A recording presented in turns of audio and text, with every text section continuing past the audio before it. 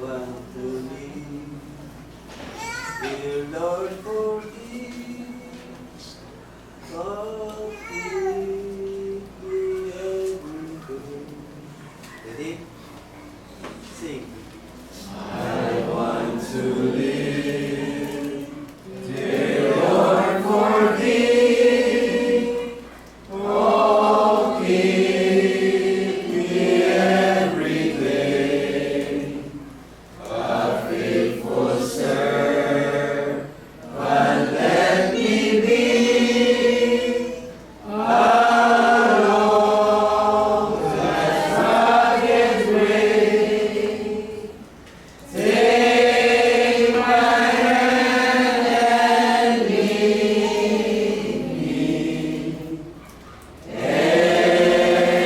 anywhere you lead me. With the Spirit feed me till I'm safe at home. When Satan's word my hopes alarm, oh, shelter thou my soul, protect me with thy mighty arm, thy strength will keep me whole. Take my hand and lead me anywhere you lead me. With the Spirit fill me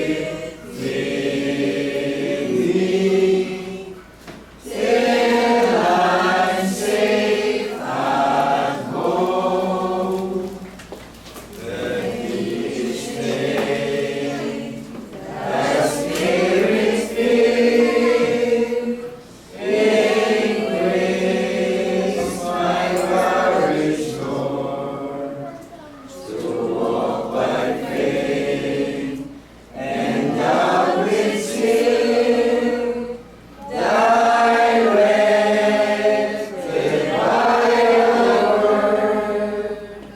Take my hand and lead me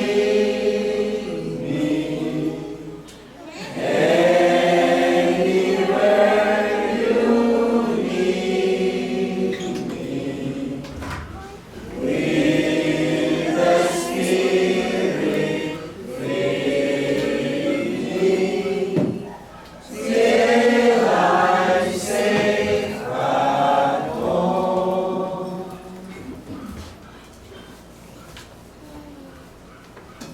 Tayo po'y sumasama ko na naman mga kapatid. Tingin ko ating mga mata ang ating alamin ang presensya ng ating Panginoon. Ama namin, nasa langit ka, sinasamba ka namin dito sa Lord at ating salamat. Sa ngala ng Ama, ng Anak at ng Espiritu Santo, kaya po ang dito Panginoon sa aming bahay sambahan sa araw na ito. Pagkat ang araw na ito ay dakila sa amin upang kasambahin ka ng bawat isa sa amin sa Espiritu at katotohanan.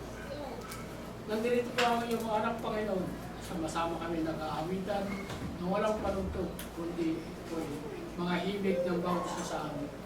Salamat po, Ama, sa kalakasan at buhay namin tinanggap sa iyo sa buong linggo at sa araw-araw na iyong ginawa para sa amin upang kami mabuhay at may kalakasan at buhay na galing sa iyo ang lahat ng ito.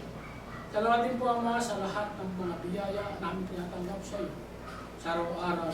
Ganito po ang lupa na aming tirahan, ang aming mga tahanan, na patuloy mo kaming ginagabayan sa aming mga buhay. Ang aming mga buhay, Panginoon, ay patuloy mo ibinibigay sa amin upang kami gumawa ng mga gaway na naayon sa iyong kalulugan. Ang bawat isa po sa amin, Panginoon, ay dumadalangin sa iyo ang pagpapala namin tinanggap sa buong sanib at sa araw-araw ay amin labis na pinasalamatan pagkat ito ay buhay na ginawa mo para sa amin. Sa lahat po, Ama, ayaw po inilay mo sa mga kapahamakan, sa mga kalamidad na dumating sa amin. Dahil po hindi binaha, pero ang mga ibang lugar ay binaha. Pagkat ito ay kasalanan ng tao na yung binibigay sa amin upang malaman mo naman na mawat isa sa amin na ikaw ang Panginoon na kapangyarihan sa lahat. Pagkat parang na po ang makasalanan sa lupa. Kaya po yung pinaramdam sa amin ang lahat ng mga kalamidad na darating sa amin. Pagkat marami ng tao nagkasala laban sa iyo.